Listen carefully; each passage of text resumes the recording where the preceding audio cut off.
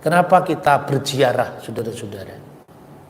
Nah, kita akan melihat beberapa ayat dalam kitab suci, khususnya dengan latar belakang Perjanjian Lama, latar belakang Ibraninya.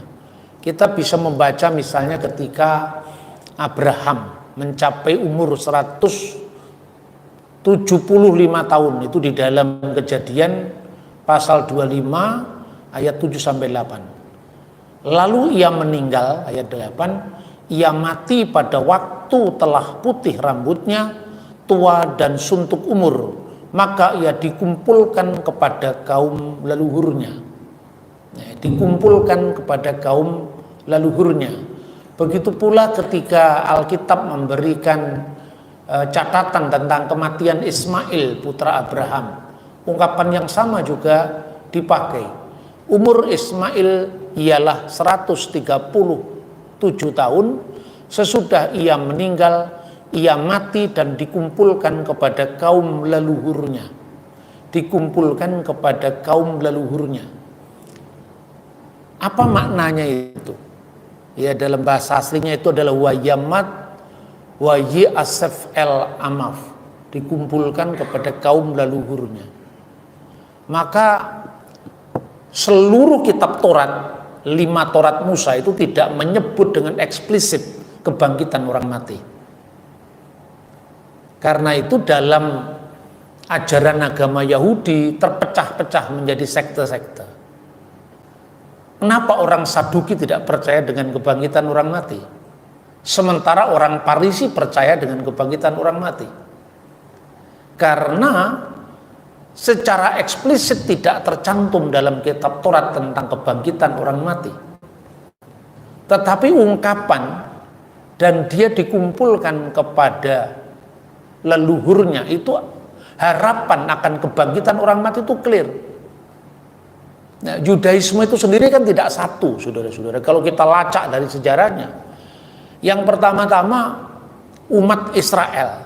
Israel itu keseluruhan dari 12 suku, putra-putra dari keturunan Yakub, ya. 12 suku itu kemudian mengalami sebuah peristiwa besar, eksodus, keluaran dari tanah Mesir menuju ke tanah perjanjian. Tanpa membaca Alkitab pun kita tahu eksistensi Israel. Nah, gitu yang sering saya sampaikan, orang marah ke saya. Tidak usah baca Alkitab, kita tahu Israel. Kenapa Pak Bambang selalu mengatakan begitu? Karena saya sangat menghormati Alkitab. Makanya kalau urusan sejarah, coba berani nggak kita melepas Alkitab dan kita membuktikan Yesus disalib apa tidak? Karena saya tidak baca Alkitab, kamu juga jangan baca kitab sucimu. Mau saya kitab suci saya baca, apalagi kitab suci orang lain. Yesus pasti disalib. Begitu juga tentang clear sejarah Israel. Orang bisa menyangkal macam-macam tuduhan. Tapi faktanya bahwa prasasti-prasasti di luar Alkitab pun meneguhkan eksistensi Israel.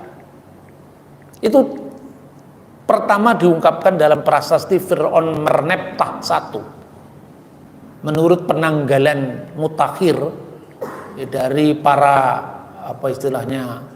kronolog yang membuat kronologi tentang sejarah Mesir kuno, itu kira-kira tahun 1205 sebelum Masehi. Prasasti itu dikeluarkan oleh Fir'aun Merneptah 1. Dan itu ada ungkapan dalam bahasa Koptik, bahasa Mesir kuno. Itu bunyinya Yasir el-Fikat ben Perafet. Israel sudah binasa. Keturunannya tidak ada lagi di sini. Jadi artinya itu ketika pasca Eksodus, kemungkinan di zaman hakim-hakim. Prasasti itu sampai sekarang bisa dilihat di Museum Peradaban di Kairo. Itu bukti pertama pasca Eksodus sebelum eksis jadi negara. Setelah jadi negara muncullah prasasti yang muncul dari zaman Raja Salomo. Namanya prasasti kalender Geser. Itu pelajaran untuk anak-anak tentang musim-musim menuai, musim menanam. Ditulis dalam bahasa Ibrani kuno, hurufnya namanya Paleo Hebrew. Persis dengan prasasti yang ditemukan pada masa yang sama dari bangsa-bangsa lain yang ada kaitannya dengan Israel. Itu prasasti di zaman Salomo. Kemudian Israel kan terpecah menjadi dua pasca kematian Salomo. Rehabeam itu kerajaan selatan induknya, pusatnya di Yerusalem, karena didominasi oleh mayoritas suku Yehuda, ya, dan Benyamin, maka muncullah istilah Yehudut, Judaism. Itu baru abad ketiga sebelum Masehi. Lalu yang di utara itu diikuti oleh 10 suku. 10 suku itu antara lain yang memunculkan bangsa atau kaum Samaritan atau Samaria. Samaria itu adalah keturunan Yusuf, asalnya dari suku utara. Kalau sekarang kita lihat perdebatan Yahudi dengan Samaria, kamu hanya mewakili satu suku, kami mewakili tiga suku, jadi kami lebih Israel daripada kalian. Itu orang Samaria sampai sekarang jumlahnya sekitar 600 orang saja, tinggal di wilayah Nablus, otoritas Palestina. Tapi dua-dua negara ini eksis. Prasasti yang muncul dari kerajaan utara itu misalnya prasasti batu Mesa yang ditemukan di Yordania tahun 850 sebelum Masehi. Dengan sangat jelas ada ungkapan Omri Melek Yisrael, Omri Raja Israel, dan ada ungkapan Bet Omri, keluarga Omri. Kenapa yang dimunculkan nama Omri? Karena mereka bukan keturunan Daud. Dan raja yang paling terkenal, bahkan dalam Alkitab terkenal jahatnya juga, Omri dan Ahab, Isabel dan seterusnya itu. Maka identifikasi mereka, kami keluarga Omri. Itu identitas suku yang di utara kerajaan Israel, ibu kota Samaria. Kerajaan selatan ibu kota Yerusalem, lama-kelamaan muncul dominasi dari kelompok Yehuda yang terbesar, maka lifestyle, agama, budaya, entitas kebangsaan dinamakan kaum Yahudi, jamaknya Yehudim. Yudaisme itu Yehudut, karena waktu itu sedang mengalami konflik keras dengan kebudayaan Helenis. Tahun 586 terjadilah pembuangan ke Babel. Sementara yang di utara ini bertahan tidak lebih lama. Tahun 722 sebelum Masehi, sebelum mereka ditawan oleh Asyur. Dan Alkitab melaporkan bahwa di utara ini tidak lebih steril daripada yang di selatan. Sering kali jatuh dalam penyembahan berhala. Maka kemudian saudara-saudara bisa melihat bagaimana caranya orang di sebelah utara ini mencegah agar seluruh orang Israel tidak teringat pada Yerusalem, tidak teringat pada bait Allah kebanggaan mereka. Maka mereka melakukan kilas balik. Apa yang paling mengikat bangsa ini supaya mereka lupa kepada Allah Israel, sehingga mereka punya identitas baru, identitas kebangsaan yang mengikat orang-orang di sebelah utara itu. Maka mereka teringat yang paling menggoda orang Israel itu adalah penyembahan sapi, ya, penyembahan anak lembu itu. Mereka membuat anak lembu kan pada saat Harun bersama Musa membawa mereka ke tanah perjanjian, tapi mereka membuat patung anak lembu itu ketika Musa dipanggil Tuhan. Kenapa anak lembu? Karena semasa mereka di Mesir, dan ini arkeologi juga menemukan jejaknya, mereka itu menyembah anak dari lembu betina, dewi yang namanya Hathor dalam bentuk lembu betina, sementara yang disembah anak yang namanya Epi. Itu dewa yang sangat terkenal yang mengikat mereka di tanah Mesir. Ketika mereka berada dalam Eksodus itu, mereka selalu teringat, kita memang bangsa yang terjajah, kita memang bangsa yang tertindas, tapi kita tidak pernah kekurangan makan dan minum. Tidak seperti apa yang Musa bawa, kita ini mau dibawa kemana, kita tidak punya makanan, tidak punya buah-buahan. Dan selalu mereka itu bersungut-sungut sampai terjadi peristiwa massa ya, meriba itu dan seterusnya, sehingga Yerobeam, pendiri dinasti utara ini yang memisahkan diri dari kerajaan selatan, itu membuat patung anak lembu. Tapi patung anak lembu yang mereka letakkan tidak hanya di tengah-tengah ibu kota Israel Utara, tapi antara Dan sampai Betel. Kenapa antara Dan sampai Betel? Itu batas negara mereka, seperti kalau kita ngomong dari Sabang sampai Merauke harus menyembah anak lembu betina, anak lembu ini. Tapi karena waktu itu Tuhan itu disembah bersama dewi kesuburan yang namanya Asera, maka ada dua prasasti yang meneguhkan orang Samaria ini membuat patung anak lembu itu jenisnya betina. Sehingga dalam Septuaginta disebut lembu betina, bahasa Arabnya Al-Baqarah. Jadi lembu betina ini sebetulnya bukan terjadi pada saat keluaran, tapi pada saat mereka memisahkan diri dari kerajaan induk mereka, yaitu muncullah orang Samaria. Makanya yang membuat patung lembu betina itu orang-orang Samariun, orang-orang Samaria. Ini saudara-saudara kekuatan sejarah. Karena itu saya selalu mengatakan saya sangat menghormati Alkitab. Karena saya tidak ingin Alkitab kamu hina, maka saya tidak mau mengutip Alkitab. Kalau hanya soal sejarah, mari kita rekonstruksi dari sumber-sumber sekuler. Termasuk kalau Anda berdebat tentang Yesus disalib atau tidak, kesel, gak usah diceritain itu. Kita ini kalau masuk ke ruangnya orang lain, salah-salah masuk kena penodaan agama. Ngapain kita mau? Saya mengatakan iman saya tidak tergantung dengan kitabmu. Saya tidak terkesima sama sekali dengan firman Tuhan di luar kitab suci saya. Saya tidak pernah terkesima. Saya merayakan perbedaan, tapi saya tidak pernah lemah iman untuk menghormati agama lain. Saya tetap menghormati, tapi saya tidak pernah kehilangan identitas. Maka kalau orang tanya kepada saya, Pak, Yesus disalib apa tidak? Raupo dhisik kowe. Supaya motomu jelas.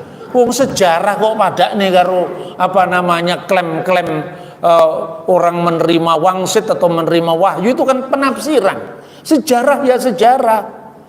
Orang salah paham lagi. Berarti Pak Bambang tidak mau baca Alkitab? Tidak mau, karena saya menghormati Alkitab. Kalau sekedar untuk mengatakan Yesus disalib itu pasti.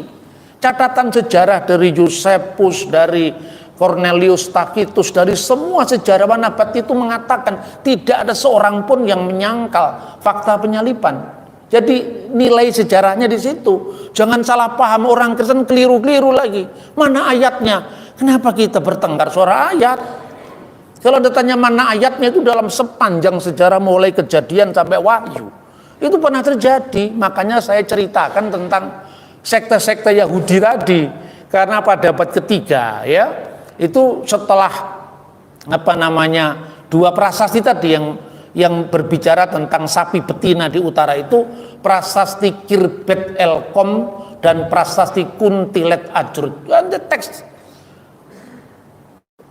cek sendiri itu terlalu mudah untuk kita lakukan di zaman era digital seperti ini, ya kan? Sementara yang di selatan ada beberapa prasasti. Pertama adalah prasasti Silinder Kores Agung. Nah, Kores Agung itulah orang yang menjadi penegak HAM pertama di dunia. Jadi kalau ada yang mengatakan penegak HAM pertama itu Konstitusi Medina, terlalu lambat, itu abad ke-7 setelah Masehi. Sementara zamannya Kores Agung ini sudah ada kebebasan beragama. Kores Agung itu kan bukan orang Yahudi, dia adalah orang Goyim, orang bukan Yahudi, tetapi karena demi rasa keadilan dia mengeluarkan dekret yang itu disebut dalam prasasti Kores Agung. Itu dikatakan bahwa semua bangsa yang menjadi tawanan Nebukadnezar dikembalikan, diperkenankan kembali ke negeri dan wilayah mereka masing-masing, dan diberi fasilitas untuk membangun rumah suci bagi agama masing-masing. Luar biasa loh itu. Itu tahun 539 sebelum Masehi. Prasastinya ada. Prasasti yang ditaklukkan oleh Kores Agung itu namanya Nabonides. Itu juga mengeluarkan prasasti tentang penaklukan itu. Coba, tanpa membaca Esra dan Nehemia, kita tahu tentang sejarah Israel. Nah, kenapa kita perang ayat? Wong ayat itu kayak sing percaya. Sing ora percaya kan duduk. Wahyu itu bagi yang percaya, yang tidak percaya itu wahyu si Hombing atau wahyu si Indro. Itu kan klaim. Klaim itu kan subjektif sifatnya. Gitu loh saudara-saudara. Maka kalau pendekatan kita ini sistematis, metodologis, dan full dengan bukti, siapa lawan kita? Sing ada lawan, kata orang Ambon. Bener nggak? Tapi sejuk, kita ini tajam dalam berargumentasi, tapi bisa guyang-guyu setiap saat. Ora usah bengkerengan, ora usah. Sejarah itu menjadi salah satu yang netral. Meskipun kalau orang ngomong sejarah, sejarah kan tergantung siapa yang mencipta. Nah, kalau yang mencipta ada dua pihak, ya dua pihak dilibatkan semua. Ngapain? Harus bingung, iya toh? Misalnya, kenapa catatan Cina tidak menceritakan tentang pasukan Kubilai Khan yang dihapusi sama Raden Wijaya? Ya malu kan, terus kaib bangsanya. Tapi sejarah Jawa mencatat. Namun sejarah Jawa ini Pak, itu 100 tahun, 70 tahun setelah peristiwa. Karena tidak ada sumber primer, maka sumber sejaman. Nggak ada sumber sejaman, maka sumber sekunder gitu loh. Lah orang ini terbalik-balik pikirannya. Dia nentang karena dalam Alkitab tidak sesuai dengan Yosefus misalnya. Yosefus tidak menyebut sensus pada zaman kelahiran Yesus. Berarti Alkitab salah. Nanti dulu. Yosefus nulis tahun berapa? Ahli sejarah Yosefus menulis tahun 90 Masehi. Lukas menulis sekitar tahun 70. Jadi dia lebih tua daripada Yosefus. Kenapa Lukas diadili berdasarkan Yosefus, tidak sebaliknya? Tapi kalau Lukas kita munculkan sebagai sumber sejarah dan gak usah wahyu-wahyuan, pasti orang akan segan.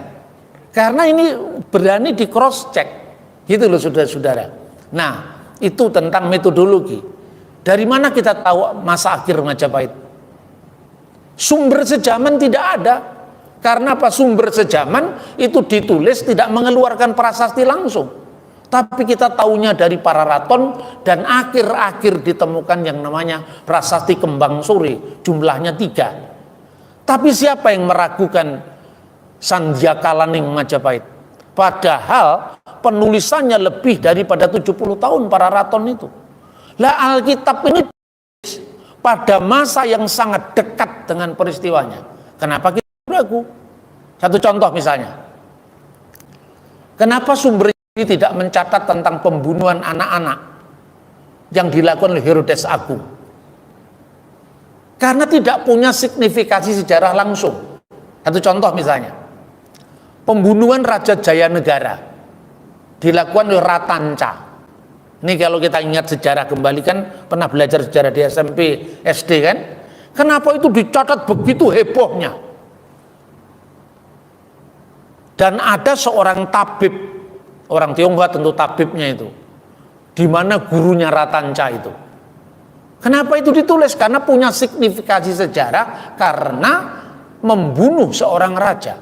Kenapa Yesus penyalipannya dicatat oleh Yosefus? Karena punya signifikasi sejarah di mana prokurator Roma, wali negeri sementara Roma, ya, Gamang, dan itu terkait dengan catatan-catatan yang sejaman pada saat itu. Namun kenapa kisah mujizat yang diceritakan dalam Injil Matius dan pada saat bangkit itu ada roh-roh orang yang sudah meninggal bangkit dan menuju ke kota, kenapa nggak dicatat oleh Injil yang lain? Terus orang Barat, apa istilahnya itu, gerusa-gerusu, mengatakan ini mitos, gitu loh. Berani nggak metode yang sama diterapkan untuk sumber-sumber sejarah Romawi, sumber-sumber sejarah Yunani? Tidak berani. Kenapa Alkitab yang dijadikan sanggahan? Maka saya ingin Alkitab saya lepaskan, kita cek dengan sejarah. Biasanya orang pada tidak suka dengan metode saya. Tapi dasarnya orang Kristen itu kadang-kadang saleh tapi sering salah. Anda tahu saleh itu kan harus dihormati kan. Orang saleh itu kan baik. Tapi sering salah saking salehnya. Maka jangan terlalu saleh. Kita ini harus berpikir merdeka, mahardika berpikirnya. Maka saya berikan contoh-contoh metodologis yang saya sampaikan tadi. Nah, saudara-saudara, saya ingin sampaikan hal-hal yang menarik ya, seperti misalnya tentang orang Parisi Saduki. Kenapa ada munculnya orang Saduki tadi? Saduki kalau menurut catatan Yosefus, dia tidak percaya dengan kebangkitan orang mati karena Alkitab hanya mencatat secara sekilas dikumpulkan kepada para leluhurnya itu adalah harapan akan kebangkitan. Dan orang Parisi memahami itu sebagai bukti kebangkitan orang mati. Tapi karena orang Saduki itu, kalau tidak tertulis tercatat ayatnya clear, dia tidak percaya kalau itu ada. Nah, itu kira-kira pendekatan seperti itu. Orang-orang Saduki itu mirip kalau kita sekarang dalam percakapan sehari-hari. Mana ayatnya 25 Desember? Ini kelompok Saduki. Jadi kelompok literalis ini kelompok Saduki. Nah, kelompok Parisi tidak seperti itu. Satu contoh misalnya, selain kebangkitan orang mati, orang Saduki memahami yang namanya korban curahan itu hanya korban minyak. Kenapa kita harus ada korban curahan pakai air? Itu yang dikembangkan orang Parisi pada masa Bait Allah masih ada. Imam besar itu kan biasanya terpilih dari kelompok Saduki seperti di zaman Yesus. Jadi yang menandatangani penyalipan itu imam besar Saduki. Tapi kadang-kadang orang Parisi sangat jarang muncul orang Parisi. Tapi karena orang Saduki itu mewakili semua sekte bangsanya. Jadi yang paling besar itu kan Saduki sama Parisi. Tapi ada kelompok-kelompok kecil yang militan, namanya misalnya kelompok Selot ya, yang ingin juru selamat itu datang sebagai pahlawan politik mengalahkan Roma. Ada kelompok Herodian. Kenapa Herodian? Karena Herodes itu orang Yahudi secara agama, tapi secara ras dia orang Arab. Nah, ini kan orang benak banyak mengeksplorasi itu kan. Herodes Agung itu bapaknya namanya Antipater. Antipater itu mungkin menjadi Yahudi karena karena proselitisme, penyebaran agama yang dilakukan oleh orang Parisi. Kenapa orang Parisi sibuk melakukan proselitisme kepada kelompok Edom ini? Karena persembahannya dikuasai oleh Saduki. Karena penguasa ruling class itu kan orang Saduki. Makanya orang-orang Parisi nggak dapat banyak income di bait suci. Akhirnya cari jalan keluar. Dia menubatkan orang-orang Edom supaya kalau mereka membayar persembahan jatuhnya kepada orang Parisi. Yesus tahu motivasi itu, sejarahnya tercatat, terekam dengan baik. Maka Yesus mengatakan di dalam Matius pasal 23:15, celakalah kamu hai ahli-ahli Taurat dan orang Parisi, karena kamu menjelajah daratan, mengarungi lautan untuk menubatkan satu orang dalam agamamu. Setelah dia bertobat, kamu buat dia orang neraka yang lebih jahat dari, yang 2 kali lebih jahat dari kamu sendiri. Ini konteksnya apa? Kalau Anda membaca ini dalam konteks sekarang, Anda bingung. Orang Yahudi kan tidak misioner. Orang Yahudi kan tidak pernah melakukan peyahudian terhadap orang lain. Itu Yahudi kapan? Ini kan Yahudi abad ketiga sebelum Masehi. Karena apa? Situasi sejarahnya berbeda. Makanya kadang-kadang orang Kristen itu kalau kehilangan akar sejarah gereja terus jadi Wahyudi. Gampang sekali gitu loh. Karena akarnya tidak kuat. Gitu sudah, itulah rahasianya kenapa saya tidak capek-capek pergi ke Israel. Karena ini perebutan wacana. Kalau sampai orang-orang yang datang ke sana itu cuma tahu sejarah sekedarnya, ketemu native speaker bahasa Ibrani lancar, dipikir itu nenek moyang kita. Bukan, itu bukan nenek moyang kita, itu saudara kita, saudara satu Taurat, tapi sama-sama sebagai carang, bukan induk-induknya sudah tidak ada, ya toh? Itu sama-sama. Karena coba Saduki kan kemudian bertengkar sama Parisi kan, rebutan hegemoni tadi. Ketika bait Allah itu masih berdiri, orang Saduki kan ruling class, dia pemegang kelas. Maka ketika imam besar terpilih dari mereka, kalau dia bertugas upacara dalam rangkaian pondok daun atau sukot, salah satu upacara itu namanya adalah nisuk hamayim, pencurahan air. Kenapa pencurahan air? Memperingati peristiwa dalam Keluaran tadi Musa memukulkan tongkat pada batu dan batu keluar air. Musa marah-marah dan mengatakan, haruskah kami mengeluarkan air dari bukit batu ini? Padahal yang mengeluarkan mujizat Tuhan bukan Musa. Itu sebabnya karena Musa mencuri kemuliaan nama Tuhan, Musa tidak boleh masuk ke tanah perjanjian. Peristiwa itu yang mau dihayati oleh ritus ritus Sukot atau pondok daun, kan begitu. Nah, pencurahan air itulah yang kemudian dilakukan oleh orang-orang Saduki. Dia membawa kendi dari kolam Siloam atau apa itu, kemudian diciprat-cipratkan begitu. Pada saat orang-orang Yahudi, Parisi kebanyakan ini datang untuk berebut cipratan air itu, tiba-tiba Yesus muncul di tengah-tengah mereka. Yohanes pasal 7:37 dan berkata, barang siapa haus, hendalah ia datang kepadaku dan minum. Itu konteksnya apa? Konteksnya upacara Nisuk Hamayim. Orang Saduki tidak percaya karena ayatnya tidak ada. Karena tidak ada ayatnya, maka saya tidak mau.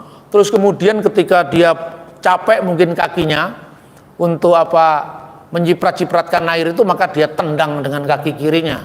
Lalu terjadi protes. Makanya Herodes Agung membangun bait suci, memperluas bait suci, dan ruangan dia yang disebut benteng Antonia itu lebih tinggi dari hubungan bait Allah, supaya dia bisa mengawasi konflik antara Saduki dengan Parisi. Ketika bait Allah hancur tahun 70 Masehi, Sadukinya juga hilang karena nggak punya pekerjaan lagi.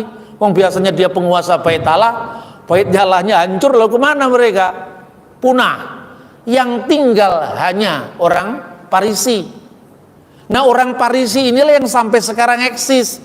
Tapi Parisi tanpa bait Allah, Parisi tanpa korban Yom Kippur.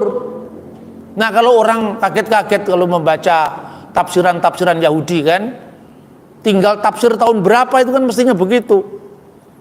Nah, ini kira-kira seperti itu. Lalu saudara-saudara, masih ada satu sekte lagi yang mereka ini terhilang dari percaturan di bait suci, yaitu orang Eseni.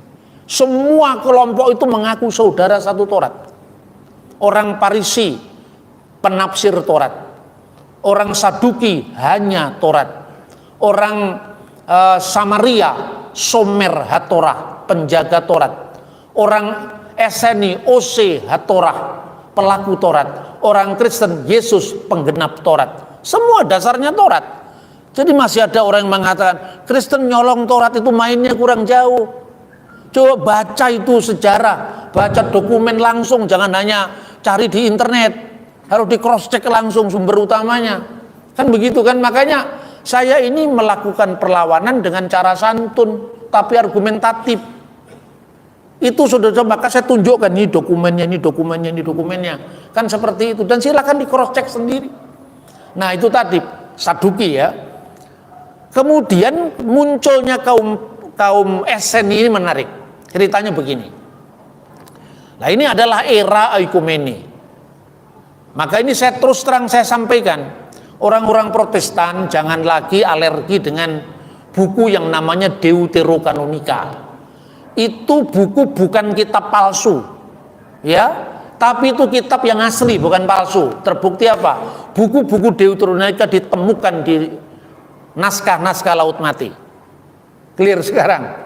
Tapi kenapa Pak? Alkitabnya Kristen dengan satu sama lain berbeda. Katolik ada Deuterokanonika, ada kebijakan Salomo, ada Yesus bin Sirak, ada Makabe. Kok Protestan nggak ada? Terus saya bilang, saya selimurkan dulu, tahu selimurkan itu, dialihkan dulu. Kitabnya Kristen nggak sama-sama, siapa bilang nggak sama? Kitabnya Kristen loh ya, sama. Buktinya apa? Kamu baca gereja Ortodok, gereja Katolik, gereja Protestan, jumlahnya 27. Sama, mana yang tidak sama? Lah perjanjian lama, kamu tahu kenapa disebut perjanjian lama? Karena itu warisan Yahudi. Yang tidak sama Yahudinya, bukan kita. Loh kok bisa? Lah iyalah, orang Yahudi yang ada di Holy Land itu punya istilahnya, mungkin masih diperdebatkan, kanon kecil yang namanya Tanak itu. Pada zaman Yesus Tanak belum tersusun rapi. Terbukti Yesus hanya menyebut satu judul dari kitab Ketubim, yaitu Tehillim, Mazmur. seperti yang tertulis tentang anak manusia dalam kitab Taurat Musa, kitab nabi-nabi, dan Mazmur. Kenapa Mazmur? Karena Mazmur judul pertama dari Ketubim.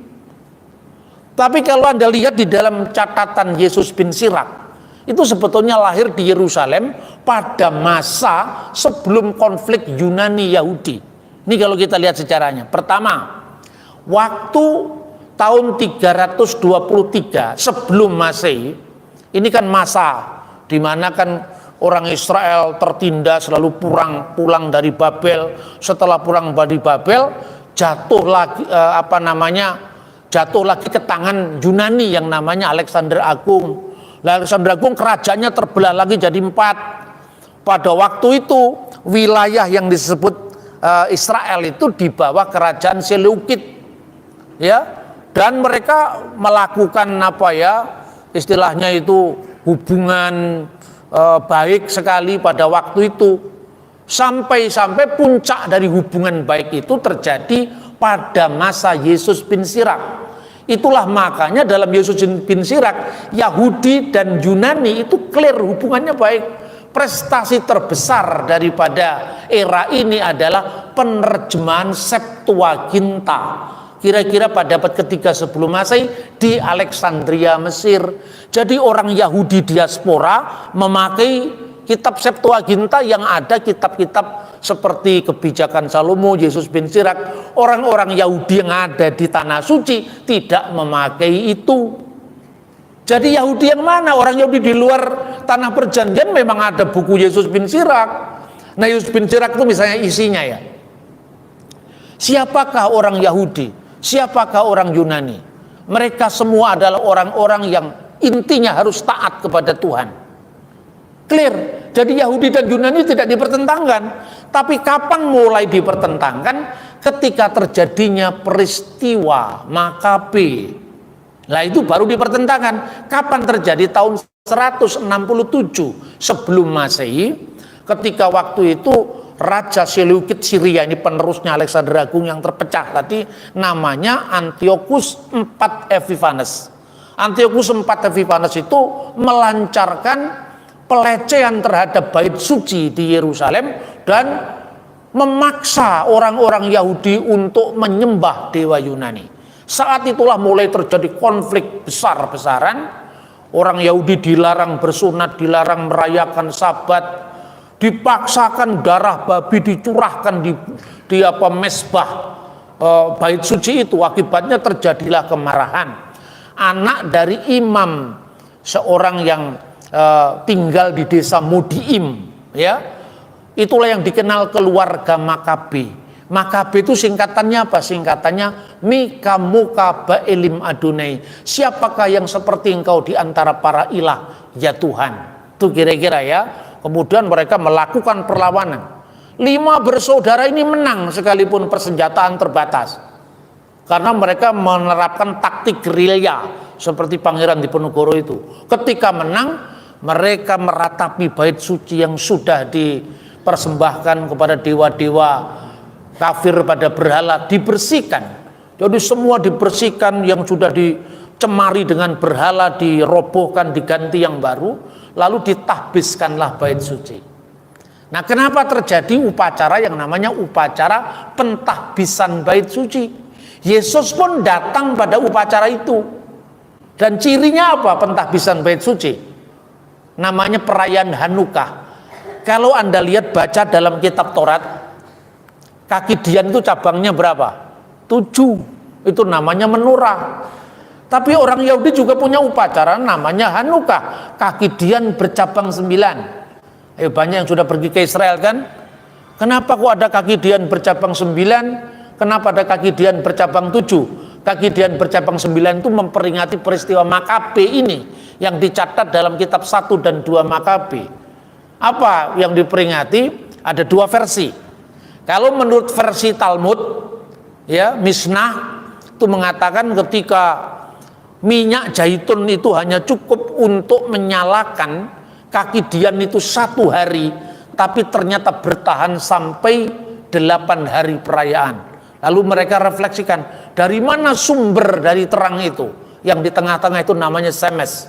atau sumber dari terang itu. Makanya kanan 4, kiri 4, tengahnya 1. Itulah yang namanya Hanukkah. Yesus hadir pada perayaan ini dikatakan dalam Yohanes pasal 10 ayat 22 saat musim dingin. Itu tidak ada dalam kitab Taurat, tapi ada dalam Talmud Yahudi, plus ada dalam kitab 1 dan 2 Makabi. Jadi ini sejarah. Kenapa harus dipertentangkan itu loh? Gara-gara buku-buku ini tidak dikenal oleh sekte-sekte baru, ya. Kalau Protestan klasik kan masih mengenal itu, seperti Luther masih mengenal itu. Yang sekte-sekte baru itu yang asal anti Katolik itu, biasanya kan wah ini nggak ada dalam Alkitab.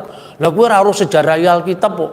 Memang Alkitab itu dulu beragam di kalangan orang Ethiopia masih ada. Yahudi sekalipun, Yahudi Karaid mengakui buku itu, tapi Yahudi yang rabbinik tidak. Karena reaksi terhadap kekristenan juga. Jadi panjang sejarahnya. Untuk singkatnya saya mengatakan, tanpa atau dengan Deuterokanonika, Yesus tetap Tuhan dan Juru Selamat kita, tidak berubah. Itu memperlengkapi sejarah. Kemudian pemberontakan yang menang tadi, perang Yahudi yang menang kalau dari kalangan Yahudi kan, diperingati dengan peristiwa yang namanya perayaan Hanukkah.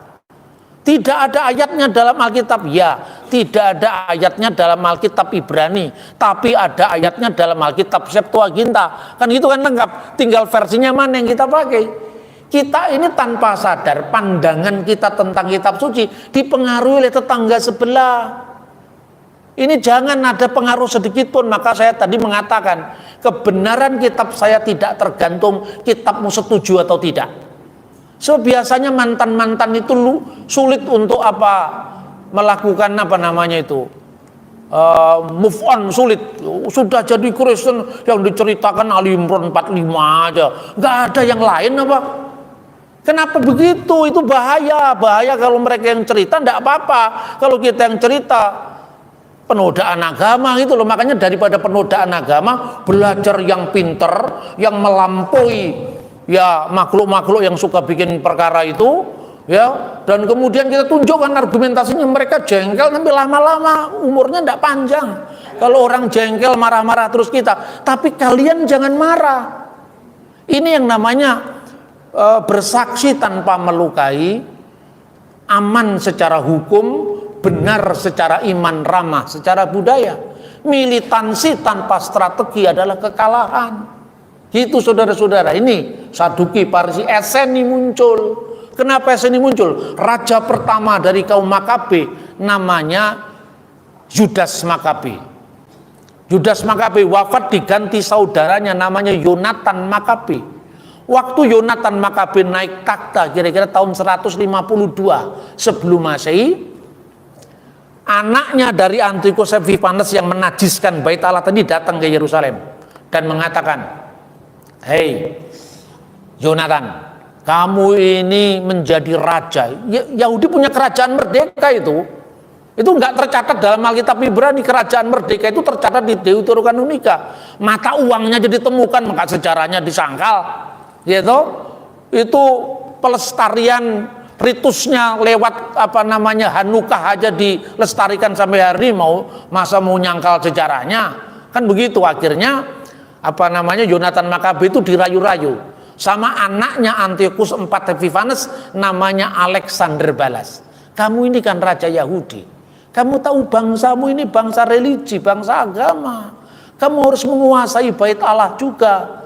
Jadi jangan hanya jadi raja, angkatlah dirimu jadi imam besar. Dia terlibat dalam persekongkolan politik, mengangkat dirinya sebagai raja Yahudi sekaligus imam besar. Lah imam besar yang berhak atas takhta imam besar itu namanya Onias yang keempat tersingkir. Lalu dia mendirikan komunitas sendiri yang namanya komunitas anak-anak terang. Sebab yang lain itu anak-anak gelap. Mereka ingin membangun bait suci kembali di Qumran. Makanya ditemukan naskah tentang bait suci. Mereka punya harapan Mesias yang akan datang itu anak Allah. Beda dengan yang Yahudi Parisi tadi yang mengatakan Mesias itu pahlawan politik, yang menaklukkan Roma lah. Yahudi edisi terakhir ini yang banyak sekali kita bahas. Makanya dalam kajian mata kuliah Yudaisme tidak mendalam di STT itu. Makanya sekarang saya kasih rumus. Bagaimana caranya kita menjadi orang cerdas, gimana caranya kita menjadi orang yang bisa memberi solusi, dan Sakti Mondroguno tadi, maafkanlah perselisihan dengan saudaramu. Selama Anda masih menganggap Katolik sebagai agama lain, Anda akan terus jadi marginal dan kalahan. Percaya sama saya, karena itu sudah saya lakukan. Kita harus merangkul semua saudara seiman, Katolik, Ortodok, Protestan. Sebab kalau ada apa-apa, Katolik itu punya jaringan internasional. Dia memiliki pendekatan yang lebih holistik, ya, kesatuannya, katolisitasnya. Protestan punya kekuatan, yaitu apa? Kebebasan berpikir, sekalipun kadang-kadang kebablasan. Saking bebasnya muncul liberalisme teologi, bener nggak? Akhirnya liberalisme teologi muncul kelompok evangelikal. Ayo kita, maka yang kita perdebatkan kan soal Injili atau karismatik atau ini rematik, macam-macam yang kita lakukan itu. Karena apa? Kita ini kan mainnya kurang jauh, gitu loh. Kenapa kita membutuhkan ortodok? Kan ortodok itu akar dari gereja. Gitu loh saudara-saudara, sudahlah. Percaya ini Sakti Mondroguno ini kalau sudah begini. Ya, itu yang saya sampaikan. Makanya ketika orang debat soal Natal, ya, orang pada kebingungan karena apa? Begitu saya mengutip tulisan bapak-bapak gereja, malah dipertentangkan dengan ayat Alkitab. Ini kan parah ini, coba. Orang saya guyonan aja begini, jangan ditanggapi. Kalau ditanggapi nanti tangga sebelah sudah ngintip kita itu, langsung nanti dipertentangkan Pak Bambang dengan siapa, viral lagi, mereka dapat duit, jalan langsung, kita terseok-seok. Maka saya bilang, sebelum kamu rajin berdebat, kamu ukur pasukanmu ada berapa, semilitan apa pasukanmu. Kalau pasukanmu tidak militan, kalah militan, untuk apa kamu berdebat? Itu hanya sekedar menunggu kekalahan. Makanya diulur-ulur supaya apa? Supaya informasi terus masuk, tetapi bukan orangnya yang dipersoalkan. Kalau orangnya dipersoalkan, orangnya ditangkap. Tapi kalau gagasannya yang terus dilestarikan, sulit dilawan. Karena gagasan dilawan seperti apa? Saudara, orang boleh mati. Ibu saya boleh mati kemarin, tapi kekalah kenangan atasnya, atau lebih tepat lestarilah kenangan atasnya. Karena kalau kekal hanya untuk Tuhan, lestari. Cuman karena lestari itu sudah jadi trademarknya Sri Lestari di Blitar itu. Ya, itu lestarilah kenangannya, artinya terus kenangannya berlanjut. Ajaran sesat itu begitu pemimpinnya mati, mengajarkan kesesatan kepada yang lain. Makanya kalau berdoa jangan hanya panjang umur, tapi panjang idenya, gagasannya. Orang boleh mati, orang doakanlah keselamatan ibunya Pak Bambang, toh Tuhan hanya menunda waktu, akhirnya dipanggil juga. Tapi kalau orang punya ajaran nyeleneh, orangnya mati, terus berlanjut. Gitu loh saudara-saudara. Maka doa kita harus lebih fokus. Jangan hanya panjang umur kalau sakit untuk apa? Panjang ide, panjang gagasan, ya saudara-saudara. Nah, ini saya kaitkan terakhir tadi, spiritualitas ziarah. Kenapa kita harus berziarah? Coba gimana orang Yahudi berdoa, coba. Baruch atah Adonai Eloheinu melek ha'olam, Elohi Abraham, Elohi Yakub, Elohi Yitzhak, Elohi Yakub, makin Abraham. Kenapa harus ditegaskan? Terberkatilah, terpujilah Engkau ya Tuhan Allah kami, Raja yang kekal, Allahnya Abraham, Allahnya Isa, Allahnya Yakub. Itu kesinambungan. Jadi Allah yang diajarkan Abraham, itu Allah yang sama yang diajarkan kepada putranya Ishak, adalah Allah yang sama yang diajarkan kepada putranya lagi Yakub, dan seterusnya, dan seluruh Israel. Sekarang pertanyaan, ketika gereja muncul pertama kali ada dua jemaat. Pertama, jemaat Yerusalem yang mayoritas Yahudi. Jemaat di Yerusalem ini namanya belum gereja, sudah ada kata eklesia, tapi namanya gedungnya namanya sinagog. Itu disebutkan dalam surat Yakobus, kalau orang datang ke tempat kumpulanmu itu sinagog, bahasa aslinya. Berarti kekristenan belum lepas daripada lembaga Yahudi mula-mula. Di Yerusalem pun ada dua kelompok. Orang Yahudi yang berbahasa Yunani dan orang Ibrani. Lah orang Yahudi yang berbahasa Yunani itu misalnya Stefanus, Markus, Lukas. Tapi orang-orang Yahudi yang berbahasa Ibrani maksudnya Aram, Petrus, Andreas, ya kan? Itu kan tampak dari wacana Yesus, talitakum Aram, Eli lama sepaktani bahasa Aram, Gabata, Evata, Hakal Dama bahasa Aram. Ya toh? Itu ada orang-orang Yahudi yang berbahasa Aram, itu 12 rasul, bahasa Aram Ibrani. Aram klasik itu Ibrani sebetulnya.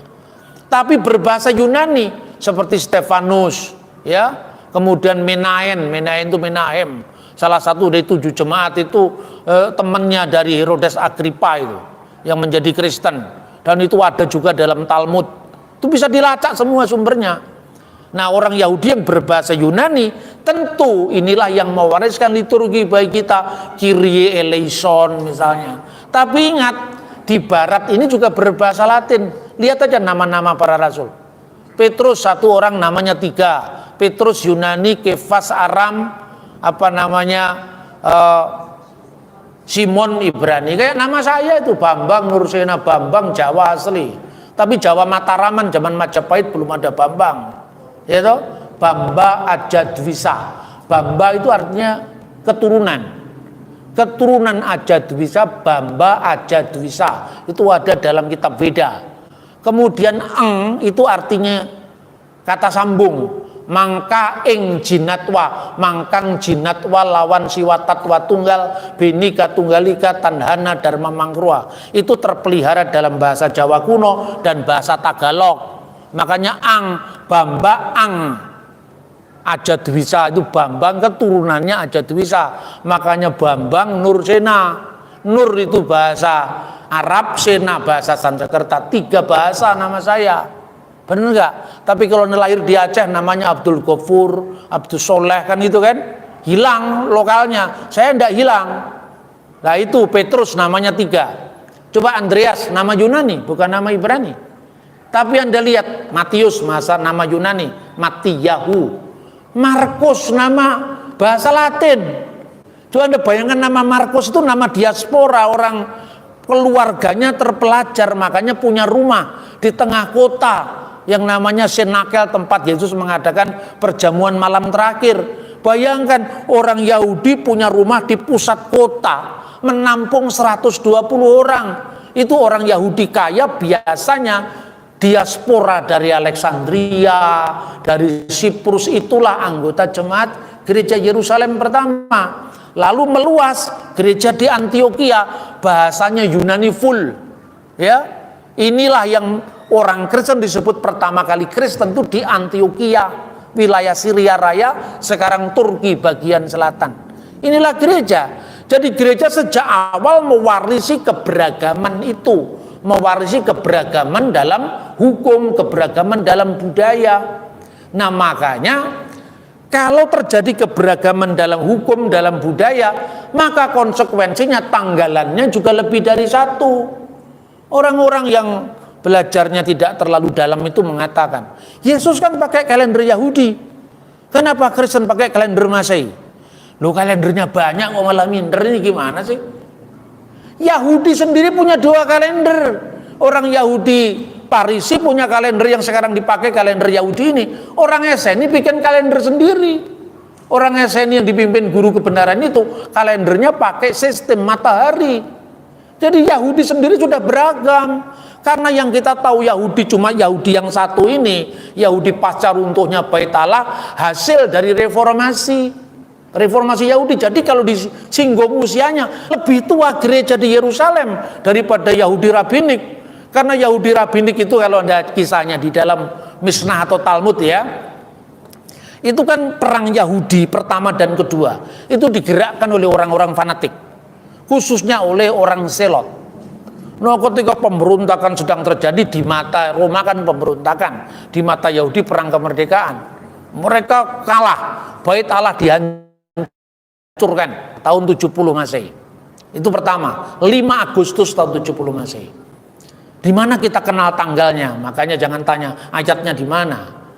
Tanggalnya kita bisa tahu. Saudara-saudara berkhotbah di gereja dari Injil Matius. Yesus telah menubuatkan satu batu pun tidak terletak di atas batu yang lain, semua akan diratakan sesuai dengan kebenaran Alkitab. Amin. Tahun 70 Masehi. Kamu dapat angka 70 dari mana, bro? Wong Alkitab tidak ada. Ayo sekarang, kenapa kamu percaya angka 70? Ayo, dari mana sumbernya? Jadi sebelum Herodes Agung wafat tahun 4 sebelum Masehi, keluarga Kudus sudah kembali, setelah itu kembali ke Israel. Dari mana tahu tahun 4 sebelum Masehi? Dan apa hubungannya dengan keluarga Kudus kembali dari Mesir? Ayatnya ada, ayatnya tidak menyebut angka 4 sebelum Masehi. Ayatnya cuma mengatakan setelah raja yang hendak membunuh dia sudah mati, maka malaikat Gabriel menampakkan diri kepada Yusuf, bawalah kembali anak itu pulang ke tanah Israel karena raja yang hendak membunuh dia sudah wafat. Hanya itu Alkitab mengatakan. Kenapa pendeta, guru-guru atau teolog di sekolah-sekolah teologi mengatakan persis dengan yang dikatakan Alkitab? Tahun 70 Masehi bait Allah diratakan. Dari mana angka 70? Sebelum wafatnya Herodes Agung tahun 4 sebelum Masehi. Dari mana angka itu? Itu pun dari Alkitab. Tapi karena kita tidak tahu kalendernya, kita jadi bingung kan? Karena ungkapan Herodes mati, dan itu bersepakat dengan yang ditulis oleh Flavius Josephus, yang nulis dalam bukunya yang ditulis tahun 90 Masehi, Sejarah Kuno Bangsa Yahudi. Dia mengatakan Herodes Agung wafat ketika terjadinya gerhana bulan. Lah gerhana bulan kan bisa diteliti secara teleskop. Gerhana bulan itu terjadi kira-kira bulan April tahun 4 sebelum tahun sekarang ini, tahun Masehi. Makanya kita bisa tahu Herodes Agung wafat tahun 4 sebelum Masehi, maka perkiraan Yesus lahir sebelum tahun 4 Masehi, kira-kira tahun 5 sebelum Masehi. Loh, kalau tahun Masehi dihitung dari kelahiran Yesus, kenapa kok tahun 5 sebelum Masehi? Itu gara-gara kalender barat. Tapi kalender timur tidak pernah berubah karena pakai kalendernya Julian. Rumit kan? Makanya kalau rumit jangan gampang berkomentar. Kan begitu. Tapi semua bisa dibuktikan secara historis. Saya punya angan-angan ya. Semestinya di sekolah teologi itu ada kajian tentang kalender-kalender gerejawi. Supaya kita clear, paham. Makanya kemudian sekarang lagi orang viral loh. Ternyata Natal memang 25 Desember. Tanya sama Mas Glenn, tanya sama Pak Arianto. Tahun 2000 kita mengawali itu. Orang memicingkan dengan sebelah mata. Dulu orang tidak menggubris, ini Pak Bambang bikin apa lagi. Tapi memang saya itu kan orang yang selalu tahu tata kerama. Saya itu sebelumnya juga percaya bahwa 25 Desember itu perayaan Dewa Matahari yang diadopsi oleh gereja demi kontekstualisasi. Saya percaya tulisan saya tentang itu masih muncul di majalah Pensil yang diterbitkan Pak Yusuf Roni tahun 96. Itu masih pakai teori itu. Tahun 98 saya pergi ke satu biara di Wadi El Natrum di Mesir, dan saya menemukan dokumen ini, saudara-saudara. Ini saya bawa dokumennya. Ini Ta'limul Aba Ar-Rusul bi Ad-Das Kuliyat. Jadi taklim kepelajaran dari bapak-bapak rasuli tentang didaskalia ini. Ini aslinya tertulis dalam bahasa Koptik dan bahasa Arab pada pasal 18. Ada di edisi pertama diterbitkan di Kairo juga, tapi penerbit yang lain, ini penerbit yang lebih baru. Ad-Das Kuliyat. Ini ditulis tahun 189 Masehi. Nah, orang mengatakan begini, ini contoh cara-cara berpikir historis yang mencemaskan menurut saya. Dia mengatakan, mana ayatnya dalam Alkitab? Saya jawab sekarang, di mana ayatnya bahwa Injil pertama ditulis Matius? Mana ayatnya sekarang? Cari di Injil Matius pasal 1 sampai pasal 28, mana ayatnya kalau Injil pertama ditulis oleh Matius? Ayo sekarang. Injil kedua ditulis Markus, mana ayatnya dalam Injil Markus pasal 1 sampai 16 kalau ditulis Markus? Tidak ada sepotong pun ayat. Kenapa Anda percaya? Mari kita buka Injil Markus pasal sekian. Kenapa Anda percaya? Siapa yang nulis itu? Karangan Matius, Markus, Lukas, Yohanes. Papias yang bicara. Papias itu bukan Alkitab. Papias itu seorang murid Yohanes yang bukan penulis Alkitab. Karena ini sumber sejarah tertua gereja percaya, maka kemudian muncul namanya kanon Muratori tahun 160-an. Menulis di situ kata tiap pengantar. Injil ini ditulis oleh Markus ketika Markus berada di Roma. Itu baru tahun 170. Sebelumnya kita tahu dari tulisan Papias kira-kira 50 tahun sebelumnya. Namanya The Fragment of Papias. Itu yang pertama. Kedua saya tanya.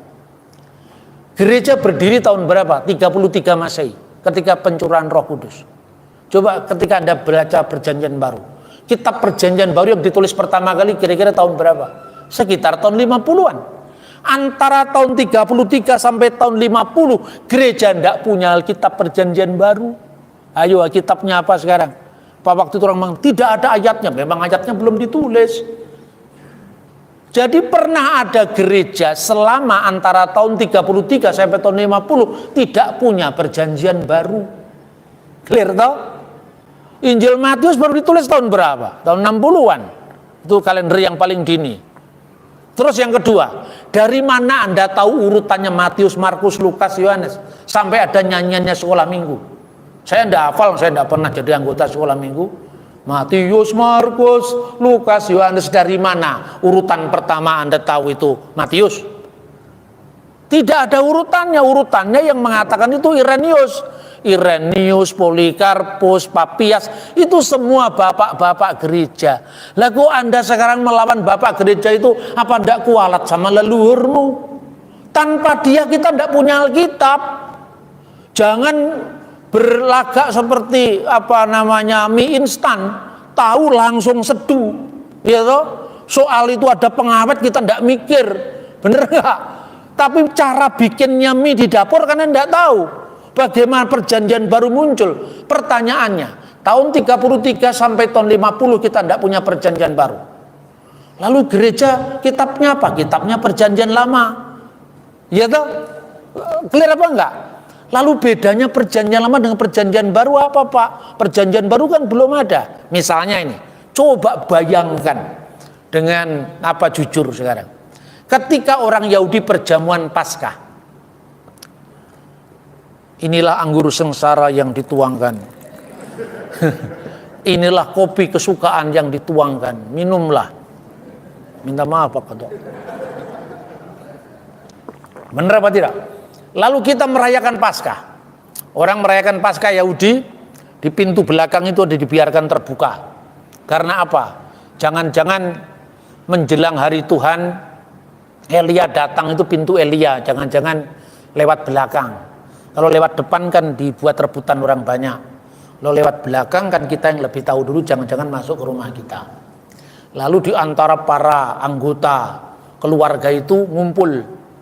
Ya, dari yang paling muda tanya, apakah bedanya malam ini dengan malam-malam yang lain? Anda baca Haggadah, Pesta Yahudi itu.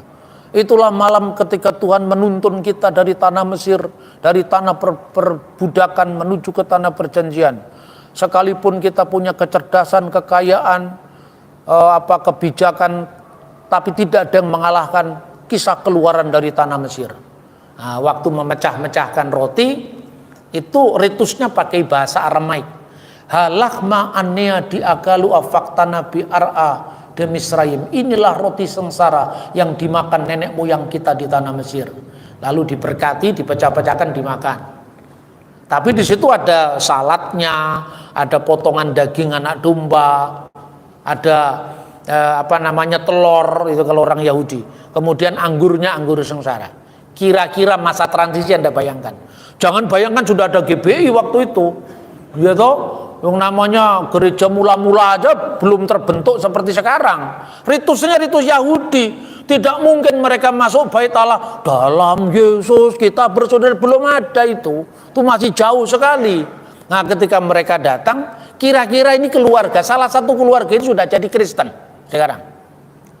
Sudah jadi Kristen, dia percaya Yesus sudah datang. Kira-kira apa mereka nggak teringat pada perjamuan terakhir Yesus? Waktu perjamuan terakhir, di situ tidak ada potongan daging anak domba. Waktu perjamuan terakhir, ada roti, ada anggur. Yesus memecah-mecahkan roti memberkati. Yesus memberikan anggur memberkati. Tapi ketika mengangkat roti, Yesus tidak mengatakan, inilah roti sengsara yang dimakan nenek moyang kita di tanah Mesir. Dia tidak mengatakan itu. Tapi dia mengatakan, inilah tubuhku yang dipecah-pecahkan. Nah sekarang bayangkan, dalam masa transisi sebelum menjadi gereja pecah dengan sinagoge, kira-kira kalau salah satu anggotanya Kristen, mungkinkah dia mengatakan, inilah tubuh Kristus yang dipecah-pecahkan? Ya dia dilempari saudaranya dengan sandal atau dengan apa. Kamu ini sesat, kamu ini minim, benar nggak? Makanya sejak saat itu ada komunitas Kristen yang memecah-mecahkan rotinya tidak lagi pada hari-hari biasa mereka, tapi hari pertama minggu itu ketika kami memecah-mecahkan roti. Kisah Rasul pasal 20 ayat 7. Dan memecah-mecahkan rotinya tidak di bait Allah, tidak di sinagog, tapi di rumah mereka masing-masing.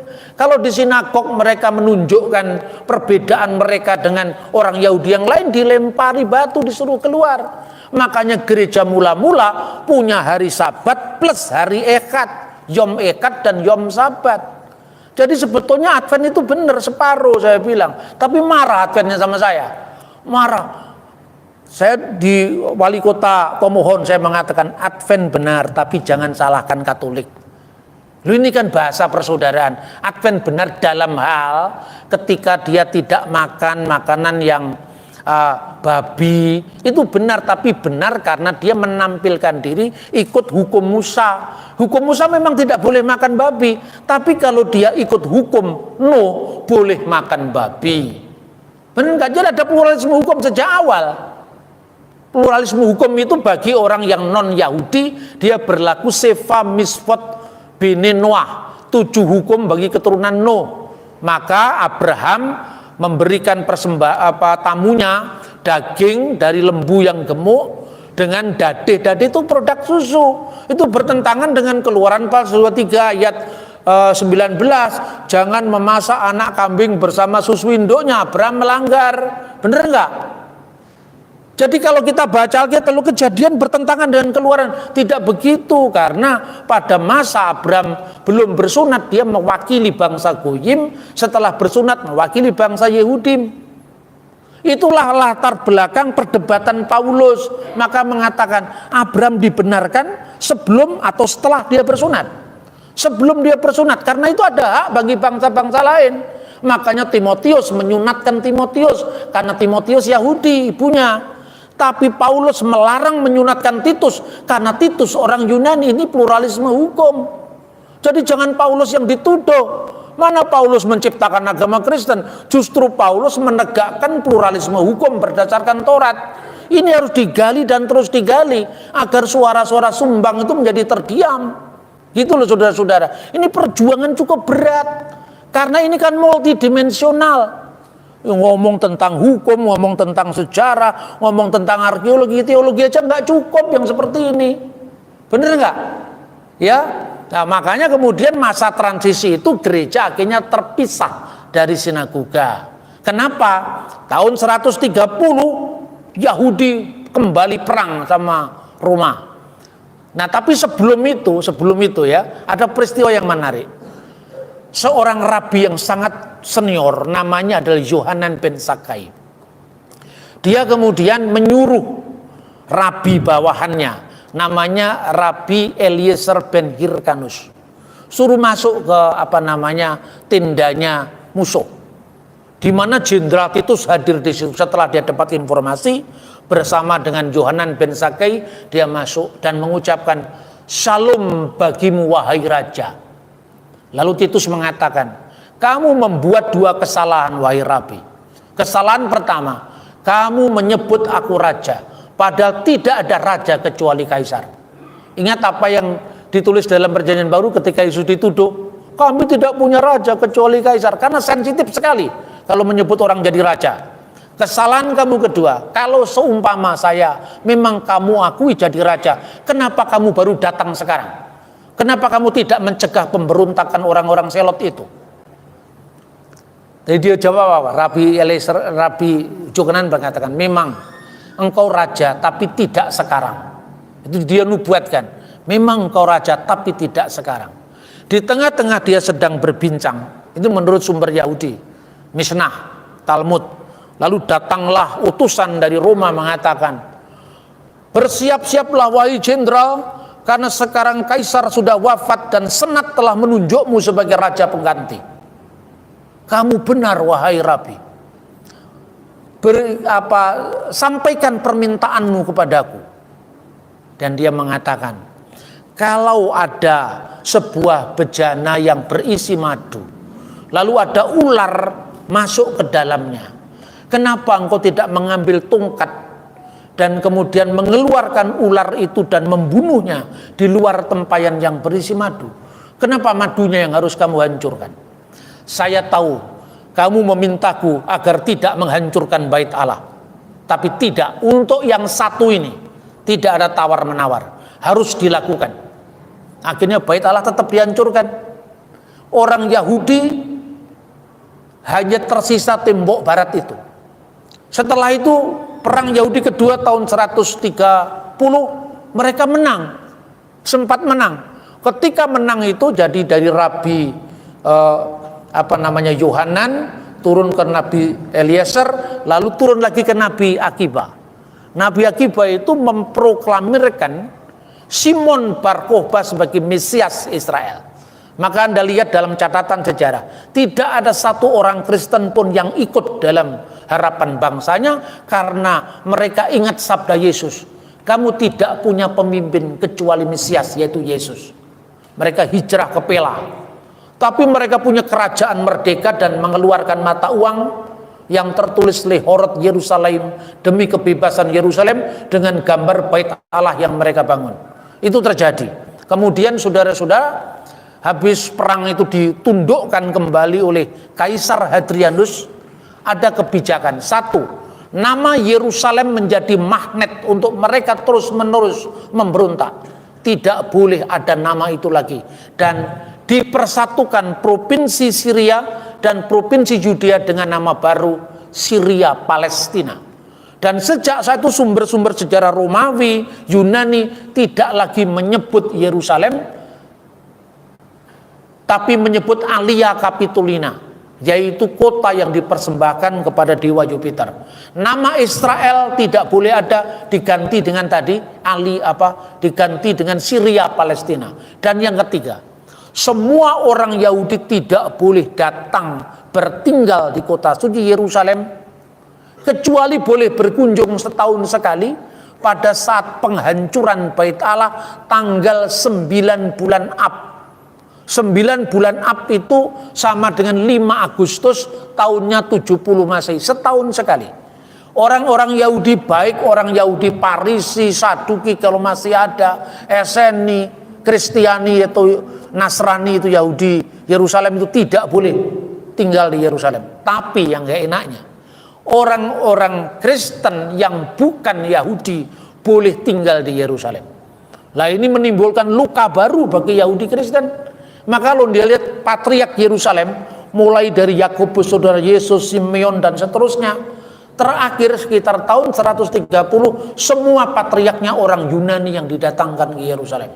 Sejak saat itu tidak ada liturgi berbahasa Ibrani, tidak ada liturgi berbahasa Ibrani. Karena apa? Karena Yerusalem tidak ada orang Yahudinya yang Kristen.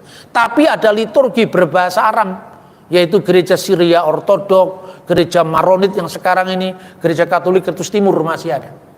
Itulah sebabnya perpecahan antara sinagoga dan gereja semakin menganga, dan orang Yahudi menerbitkan kutukan terhadap ajaran-ajaran sesat.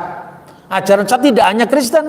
Mereka menyebut WH minim, WH nostrim, orang-orang WH nostrim, WH minim, orang-orang Nasrani dan orang-orang sesat.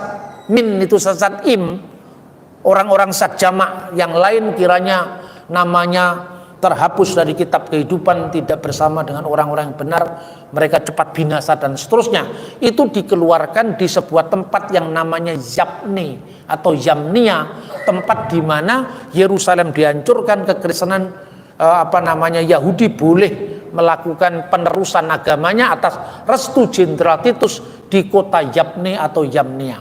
Di kota Yapne yang dendam terhadap kekristenan itulah maka mereka menyeleksi Septuaginta, di mana kata Parthenos di dalam kitab Yesaya pasal 7 ayat 14 dianggap menguntungkan orang Kristen.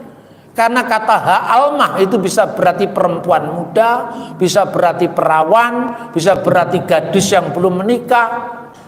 Tapi kalau Parthenos sudah pasti perawan, itulah Septuaginta yang dipakai orang-orang Kristen yang berbahasa Yunani, di mana dalam kitab itu ada Yesus bin Sirak, ada Makabe. Jadi artinya jangan lagi ada tuduhan Kristen Katolik nambah-nambahi Alkitab, terus Katolik Kristen Protestan mengurang-urangi Alkitab, karena tergantung mana kanon yang diikuti. Lembaga Alkitab sejak awal kita berbahagia dan mendukung.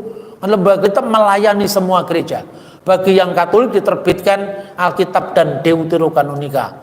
Bagi yang Protestan Alkitab saja kanon Ibrani. Tapi timnya dari dua belah pihak, mau tidak mau sekarang banyak orang Protestan yang sering pergi ke Yerusalem. Karena itu mereka selalu bertanya, kenapa ada kaki Dian bercabang 9? Apa bedanya dengan kaki Dian bercabang 7? Jawabannya peristiwa Makabe tadi. Nah, terus yang paling heboh, Yesus lahir pada saat peristiwa Hanukah itu. Lah orang kemudian mengirimkan kepada saya beberapa berita, ya biar aja lah itu perbedaan pendapat. Tapi yang jelas kalau saya katakan ini pertanggungjawaban sumbernya. Ini ditulis tahun 189. Kalau orang membaca literatur itu jangan hanya membaca Google lalu dicari menurut ini Clement dari Alexandria Yesus lahir tidak bulan Desember. Clement itu siapa?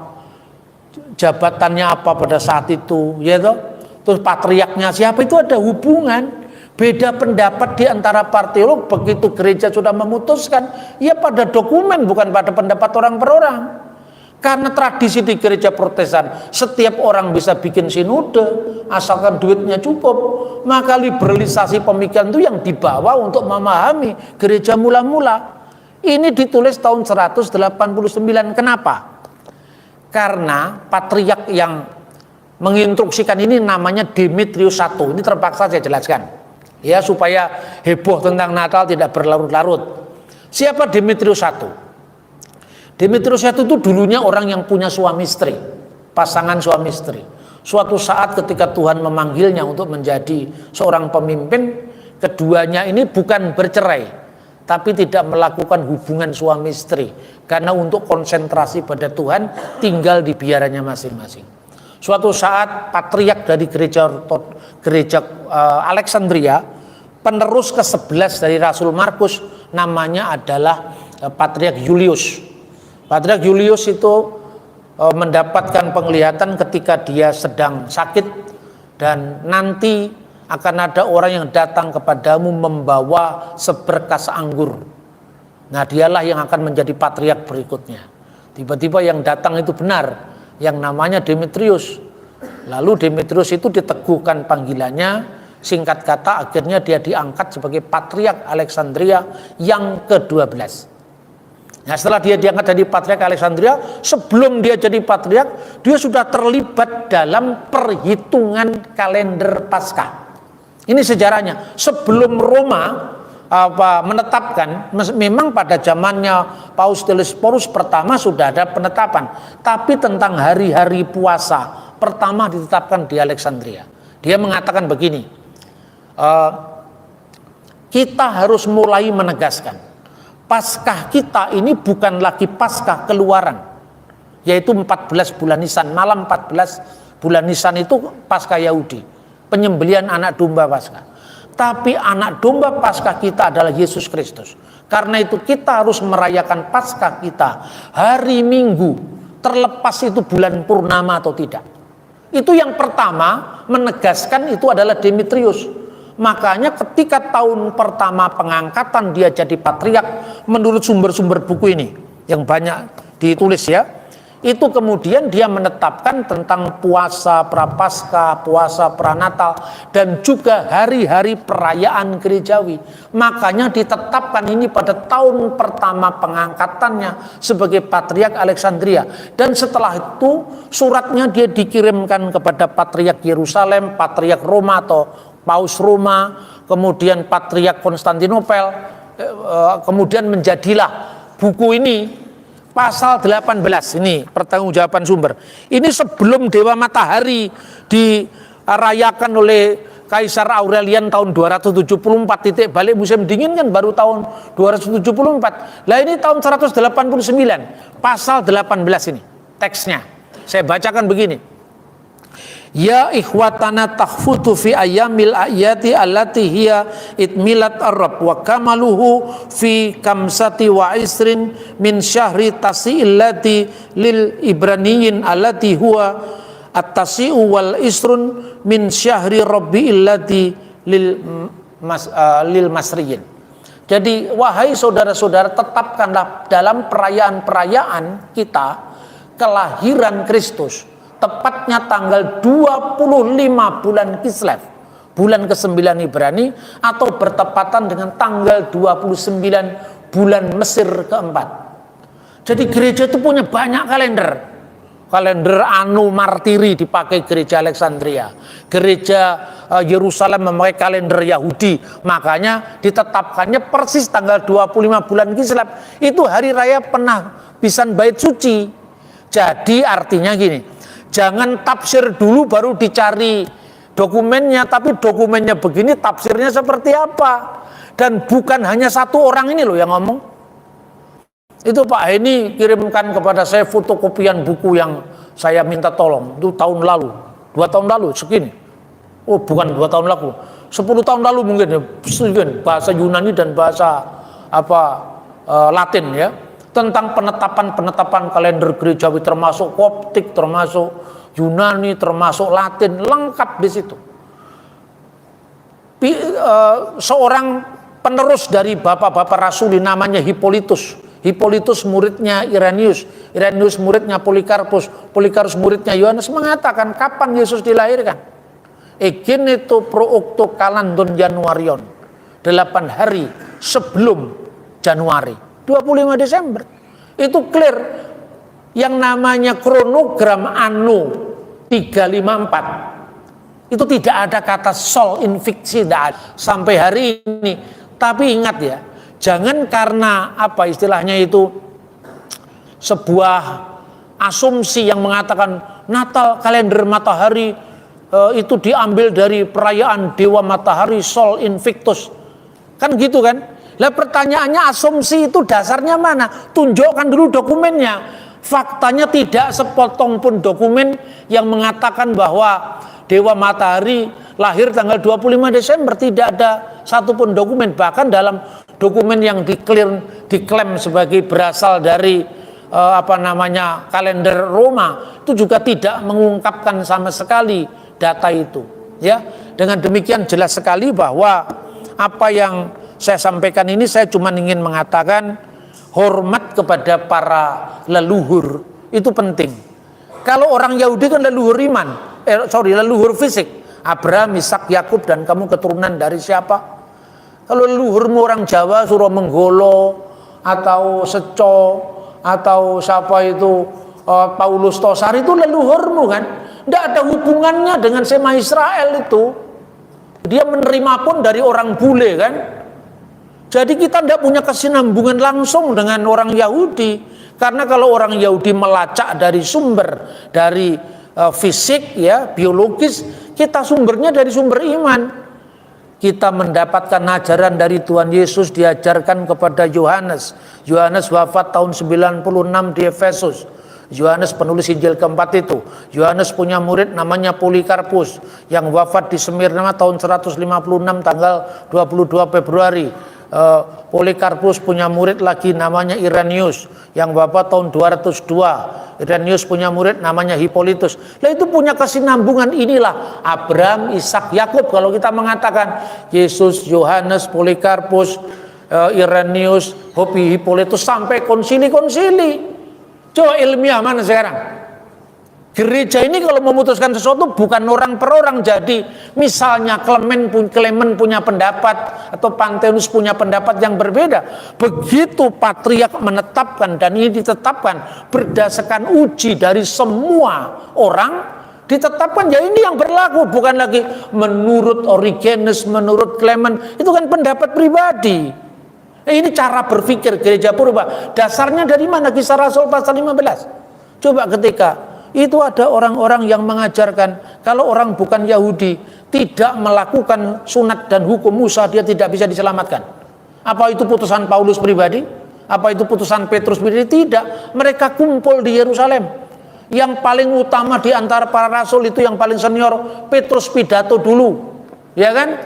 Coba setelah Petrus ngomong, suruh kesaksian itu namanya Barnabas dan Paulus, yang dia menginjil kepada bangsa lain. Lalu dikatakan bangsa-bangsa lain juga dilawat Tuhan, yang tidak bersunat juga dilawat Tuhan. Berarti Tuhan tidak pilih kasih. Oke, setelah Paulus dan Barnabas, maka keputusan terakhir disuarakan oleh Yakobus, bukan Paulus.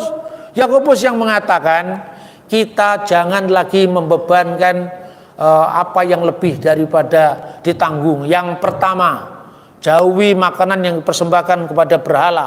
Yang kedua, dari percabulan, dari darah, dari binatang yang mati dicekik. Ini hukum Nuh. Hukum Nuh ada 7, 4 di situ plus 1. Jangan membuat orang terhalang untuk berbalik kepada Allah itu kililat Hasem. Artinya apa? Tidak menghalangi pertobatan, hormat kepada Tuhan. Jangan makan makanan yang dipersembahkan kepada berhala. Itu larangan Abu Dazarah. Lalu yang ketiga, dari darah, itu dari pembunuhan, dari pertumpahan darah. Gesel itu adalah tindakan kekerasan, pencurian. Lalu kemudian ada efer min hakai, dilarang makan binatang yang mati dicekik, dan dinin, selenggarakan mahkamah yang adil. Karena apa? Kita harus memberitakan ini di tiap-tiap sinagoga. Itu yang namanya hukum, yang menegakkan 6 hukum sebelumnya. Jadi bagi orang bukan Yahudi berlaku hukum Nuh. Yang orang Manado tetap silakan makan babi, tidak ada masalah. Yang Magetan silakan selalu pakai sate kelinci, juga tidak ada masalah. Tapi kalau nggak suka kelinci, tidak usah makan kelinci juga tidak apa-apa. Makanya saya bilang, kalau Advent tidak makan babi, dia ikut hukum Musa. Jadi nggak salah. Menjadi salah kalau dia menyalahkan orang lain. Karena Tuhan juga sudah memberi kebebasan kepada non-Yahudi. Itu kata saya begitu di Manado, karena Manado kan menjadi problemnya itu rage, macam-macam makanan-makanan yang tidak layak dimakan bagi orang Jawa itu dimakan di sana. Menjadi problem antara Advent dengan Katolik, antara Gemim dengan Advent. Maka saya bilang, ini dalam konteks kebangsaan, Advent tidak salah, tapi jangan salahkan Katolik. Orang bikin tayangan baru menanggapi Bambang Nursena, Advent tidak salah, kalau begitu benar. Ini cara pikir buta lorek jam 09.00 mati begini, susah ini. Tidak pernah ada kemajemukan dalam konteks berpikir yang pluralis. Begitu juga agama-agama lain. Kamu mengatakan Bali itu kota wisata halal. Halal bagi siapa? Orang Bali itu sapi, haram. Karena itu kendaraan siwa. Ya kan? Bener nggak? Tapi kalau babi justru itu halal. Jadi halal dan haram itu bagi siapa? Nah, semoga apa yang saya suarakan terus menerus dari tahun 2000-an ketika saya mengkoreksi pendapat saya, sejak saat ini saya tidak percaya bahwa Dewa Matahari lahir 25 Desember. Itu saya mengundang Pak Komarudin Hidayat, almarhum Pendeta Eka Dharma Putra, hadir di sana dari STT Jakarta, kumpul di situ. Bu Safa membaca puisi dari Migdal Eder ketika keselamatan itu tiba. Tapi waktu itu belum dijodohkan dengan saya oleh kodrat alam semesta. Kiranya Tuhan memberkati kita yang panjang lebar ini. Saya ingin mencakup semuanya agar kita mendapatkan pencerahan dan tidak mudah kagetan, gumunan.